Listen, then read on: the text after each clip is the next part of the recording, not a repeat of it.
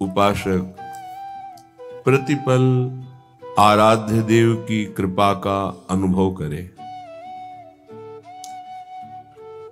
ये माया का ऐसा आकर्षण है, प्रभु से मिलने के लिए मुझे मनुष्य शरीर मिला है, इसे भुला देना इसका कार्य है।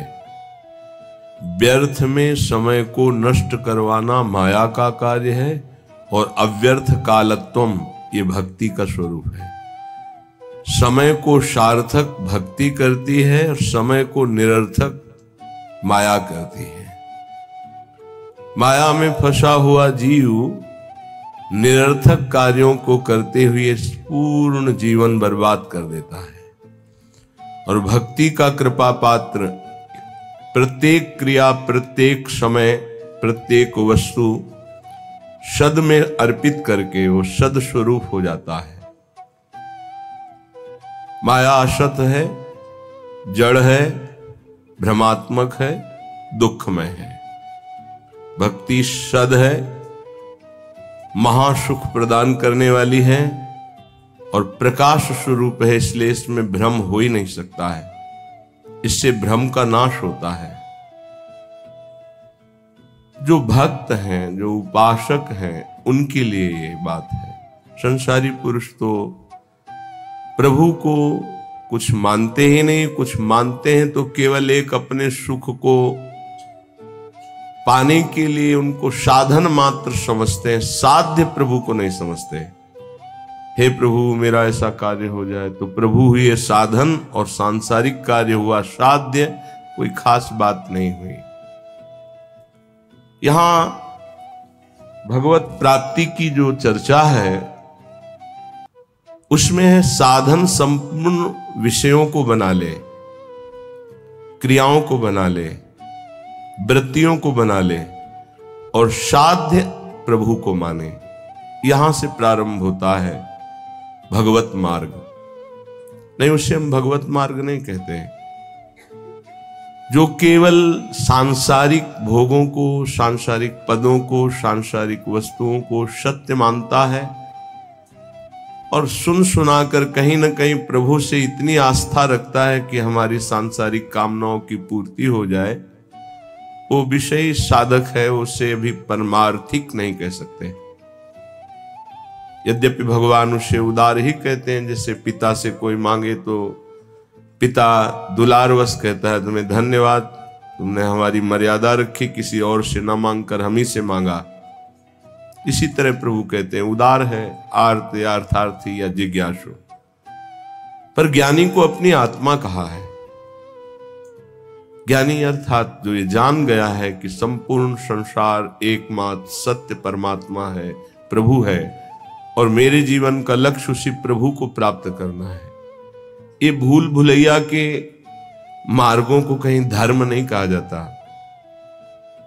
त्यज लोक धर्मान, लोक धर्मों का त्याग करने की बात कही गई, ये भूल भुलैया है। श्री भगवान जगत गुरु हैं, वही कह रहे हैं सर्वधर्मान परित्यज्य मामेकम शरणम व्रज। मेरी एक शरण में हो जाओ। मनुष्य जीवन का लाभ शरण में हो जाना है। शरणागति का तात्पर्य है तदर्पिता अखिलाचारिता तद्विस्मरणेन परम व्याकुलते। एक एक आचरण प्रभु के अनुकूल हो और निरंतर प्रभु का स्मरण हो। स्मरण में थोड़ा भी विस्मरण बर्दाश्त न हो, यही जीवन का परम लाभ है। यही जीवन का परम लाभ। ये बड़े बड़े सिद्ध संतों की बात है। स्मरण हमारे जीवन की परम उपलब्धि है। निरंतर स्मरण ये सिद्धावस्था की तरफ पदार्पण हो रहा है। सिद्धावस्था आवागमन से मुक्त, प्रभु के नजदीक निरंतर सेवा, रूप रस, प्रेम रस, इसका रसास्वादन करते हुए अनंत काल तक महासुख में डूबना।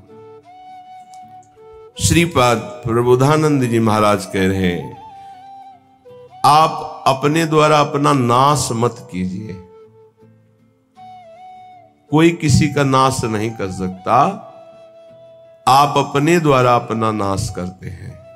अगर कोई ये कहे कि किसी ने शाप दे दिया, उसका नाश हो गया, तो उस शाप में उसका कर्म ही प्रधान है, ना कि किसी का शाप।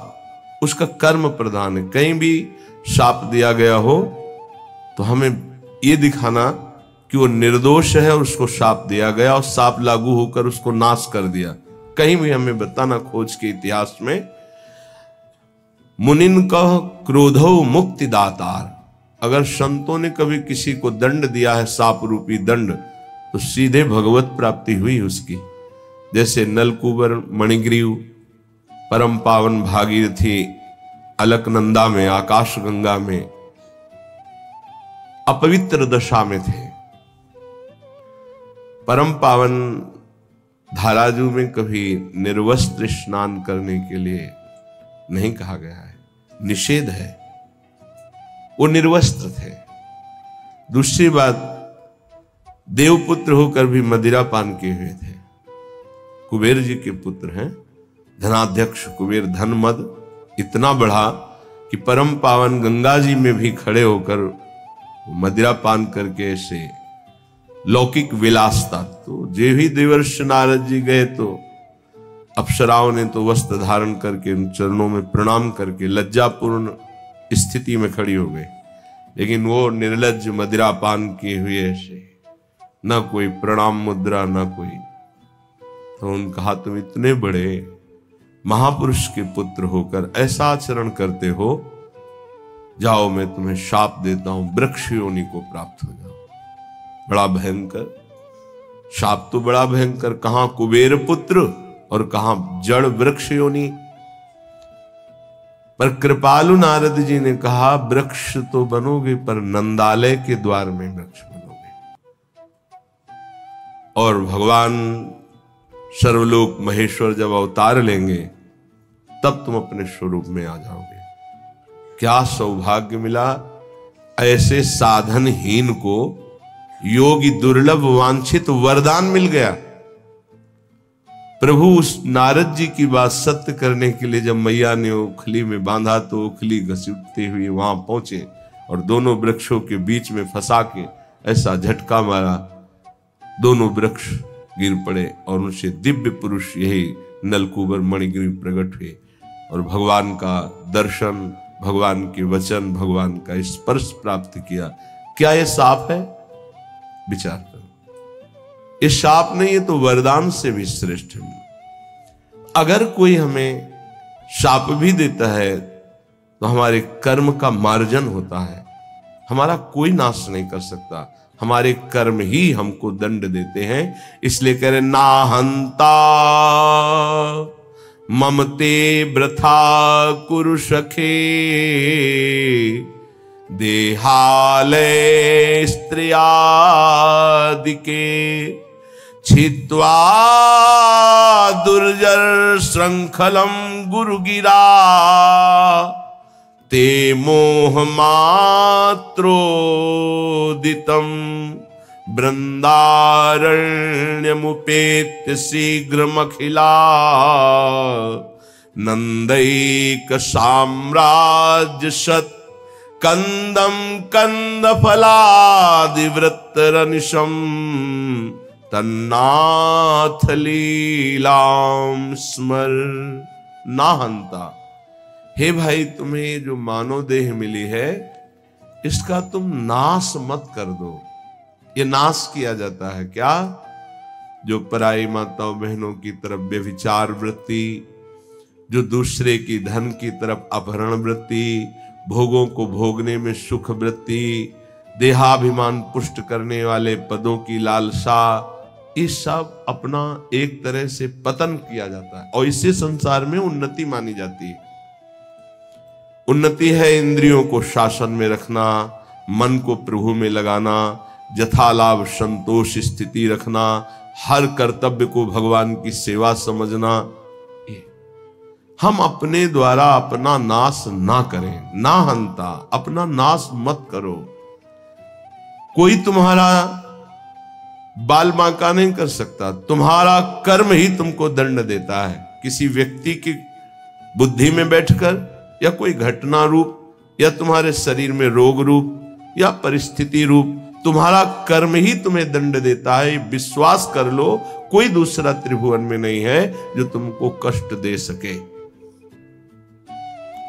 इसलिए जो तुम्हारा देह है, जो घर है, जो स्त्री पुत्र आदि हैं, वृथा में इनमें अहम और मम बुद्धि करके अपना नाश मत करो। सरस्वती जी ने और काश तुम मुझे अपनी सखी कहती हो फिर दुखी हो रही हो। कितने तुमने परिवार छोड़े तुम्हें पता है? बोले नहीं, मुझे तो यही लग रहा है मैं पहली बार जन्म लिया हूं, ये मेरा पति है ऐसा। आओ, तो उनका सूक्ष्म शरीर उनके साथ हो गया, स्थूल वहीं गिर गए। कितने जगह ले गई, ये देखो पूर्व जन्म के तुम्हारे अमुक अमुक नाती पोता परिवार, ये देखो यहां तुम पिता थे, यहां तुम पुत्र थे, इस घर में तुम अमुक थे, याद आ रहा है तुम्हें? तो सरस्वती जी ज्ञान देती जा, हाँ हाँ हाँ। अब इनका कोई परिचय तुमसे है नहीं, ऐसे उस जीव का तुमसे कोई परिचय नहीं है। वो कुछ समय के लिए केवल तुम्हारा पति, बहुत बड़ी ज्ञानी सिद्ध महापुरुष हुई, योग वासिष्ठ में बड़ी विशुद्ध चर्चा ज्ञान की है। ज्ञान मोह का नाश करता है, उसका मोह नष्ट हो गया। ये जो हमें मिला हुआ परिवार है केवल भगवत प्राप्ति के लिए मिला हुआ है। गृहस्थ धर्म और विरक्त धर्म अलग अलग मर्यादा है। पत्नी पुत्र परिवार आदि की सेवा रूपी परम धर्म करके नाम जप करते हुए भगवत प्राप्ति करनी है। शरीरों में मोह नहीं करना है, आंतरिक बैठे हुए प्रभु से अपनापन करना है। यहां प्रभु से कोई मतलब नहीं, केवल शरीरों से प्यार किया जा रहा है, इसीलिए दुर्गति हो रही। वृथा में अपना नाश स्वयं मत करो। एक अहमता ममता ये जग में है दुखदाई, ये जब श्री जी की ओर लगे तो होत परम सुखदाई। इसलिए तात मात सुत दार देह में मति अरुझे मतिमंदा। अय मतिमंद, तू अभी समझ नहीं पा रहा, तेरे समय को केवल नष्ट किया जा रहा है। ना तेरी कोई पत्नी, ना कोई पुत्र है, ना कोई तेरा कोई सगा संबंधी है। एक केवल माया का नाटक है। एक ही सच्चिदानंद विराजमान शरीरों में है, जिसे तू जान नहीं पा रहा, और शरीरों का अलग अलग अहमता ममता से संबंध करके पुनरपि जननम पुनरपि मरणम की व्यवस्था कर रहा है। हे भाई, यदि गुरुदेव के चरणों की आराधना करो और उनके वचनों को मान लो तो तुम्हारे मोह का नाश हो जाएगा। और जहां मोह नष्ट हुआ तो आप जो लिखा हुआ वही आपको अनुभव में आएगा। श्रीपाद कह रहे हैं, छित्वा दुर्जर श्रृंखलम, ये बहुत कठिन श्रृंखला है जिसको कोई काट पावे। जैसे कोई हथकड़ी और बेड़ियों से जकड़ा हो तो कदम नहीं मार सकता, ऐसे ही मोह की बेड़ियों से, अहमता की हथकड़ियों से ऐसा जकड़ा हुआ जीव है कि सत्संग सुन रहा है, समझ में भी कुछ कुछ आ रहा है, पर फिर वो इतना बंधन है कि वो निकल नहीं पा रहा। इसीलिए गोपी जनों से कहा कि जिन बेड़ियों को काट पाना बड़े बड़े योगियों के लिए कठिन है, तुम उन बेड़ियों को काट कर केवल हमसे प्रेम करती हो। मैं तुम्हारा ऋणी हूं, भगवान श्री कृष्ण चंद्र जी ने। इसीलिए बड़े बड़े परमहंस गोपी चरण रज की वंदना करते हैं, क्योंकि कहीं कोई राग नहीं है, न पति से, न पुत्र से, न घर से, केवल श्री कृष्ण अनुराग, मुरारी पादार्पित चित्त वृत्ति। छित्वा दुर्जर श्रृंखलम, ये हथकड़ी बेड़ी कैसे कटेंगी? तो कह रहे हैं, गुरु गिराते मोह मात्रोदितम। गिरा वाणी, गुरुदेव की वाणी के अनुसार चलने से ही मोह का नाश हो सकता है, और कोई उपाय नहीं। बंदो गुरुपद कंज कृपा सिंधु नर रूप हरि महामोहतम पुंज जासु वचन रवि कर निकर। महामोह रूपी अंधकार का नाश करने के लिए गुरुदेव के वचन सूर्य के समान हैं। मोह मात्रोदितम, केवल मोह मात्र में तुम फंसे हुए हो, और इस मोह का नाश गुरुदेव के अक्षरशः वचनों के अनुसार चलने पर होता है। इन दुर्जर बेड़ियों को काट करके भगवत प्राप्ति कर लो। ना हंता, तुम अपने नाश करने वाले मत बनो। अन्य योनियों में तुम कोई भी साधना नहीं कर सकते, कुछ भी अपना कल्याण नहीं कर सकते हो। हे भाई, यदि तुम्हें मृत्यु लोक में बहुत साम्राज्य सुख मिल जाए तो भी वो केवल एक स्वप्न है। मृत्यु होने पर सब छूट जाएगा, फिर अन्य योनियों में जाना पड़ेगा। इसलिए शीघ्राति शीघ्र वृंदावन आ जाओ, सत्संग सुनो, बिहारी जी राधा वल्लभ जी के दर्शन करो, रजरानी में बैठकर कुछ नाम जप करो और प्रार्थना करो धाम से, धामी श्यामा श्याम से कि संसार के कार्य धर्म पूर्वक करते हुए आपका सदैव नाम जपते हुए जीवन की शाम हो जाए। बस मेरी जीवन की पूर्णता हो, आपके आज्ञानुसार कर्तव्य कर्म करते हुए, नाम जप करते हुए, आपका स्मरण करते हुए प्राण छूटे। बस चाहे जहां छूटेंगे प्राण, आप भगवत प्राप्त होंगे। यदि नाम जप चल रहा है और धर्म पूर्वक आचरण है तो तुम संसार से विजयी हो जाओगे। ना कुरु मिथ्या देह गेहाद्यपेक्षाम मृतिमखिल पुमर्थ भ्रंशिकाम विद्धि मूर्धनि चल चल सुहृदद्यैवाभिमुखे न वज्रादपि चहृदि कठोरः श्रील वृंदावनस्य। ना कुरु, मत कर, गंदे काम मत कर। तुम्हारी बुद्धि ऐसी मलिन हो जाएगी कि न शास्त्र वचन सुनाई देंगे, न संतों के वचन तुम्हें सुनाई देंगे।